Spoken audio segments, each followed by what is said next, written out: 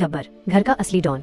दुनिया में दो ही तरह के लोग पाए जाते हैं, एक वो जो कुत्ता पालते हैं और दूसरे वो जिन्हें बिल्लियां पालती हैं। समीर को लगता था कि वो अपने घर का मालिक है, लेकिन ये उसकी सबसे बड़ी गलतफहमी थी। उस घर का असली शहंशाह तो गब्बर था। गब्बर एक मोटा तगड़ा बोका बिल्ला, जिसकी आंखों में ऐसा स्वैग था कि अच्छे अच्छे विलेन भी शर्मा जाएं। गब्बर की नजर में समीर कोई मालिक नहीं, बल्कि उसका पर्सनल केयरटेकर था, जिसकी शिफ्ट सुबह मछली परोसने से शुरू होकर रात को दूध देने पर खत्म होती थी। कहानी में नया मोड़, प्रिया की एंट्री। शांति से चल रही इस जिंदगी में तूफान तब आया जब समीर का रिश्ता प्रिया से पक्का हो गया। समीर जब भी फोन पर प्रिया के साथ रोमांटिक बातें करता, गब्बर बीच में आकर जोर जोर से म्याऊं म्याऊं करने लगता। उसकी आवाज में साफ चेतावनी होती थी, तारांकन, अबे ओ मजनू, ज्यादा हवा में मत उड़, इस घर का असली राजा मैं ही रहूंगा। शादी का दिन आया। समीर ने कड़क शेरवानी पहनी और परफ्यूम छिड़का। कोने में बैठा गब्बर ये सब देख रहा था, जैसे सोच रहा हो, आज ये नौकर मेरी इजाजत के बिना कुछ ज्यादा ही चमक रहा है। समीर ने जैसे ही अपनी नई मोजड़ी पहनी, उसे कुछ गीला गीला महसूस हुआ, पर देर हो रही थी, इसलिए उसने नजरअंदाज कर दिया। असल में वो गब्बर की तरफ से दिया गया एक छोटा सा गीला तोहफा था।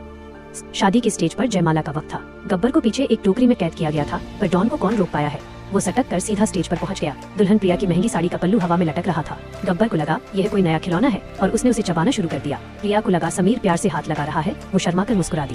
पर जब नीचे देखा तो वहाँ गब्बर साड़ी का सत्यानाश कर रहा था। तभी पंडित जी ने कहा, सावधान। गब्बर को लगा ये उसे ही कहा गया है। उसने आप देखा नताब, सीधा समीर की शेरवानी पर छलांग लगा दी।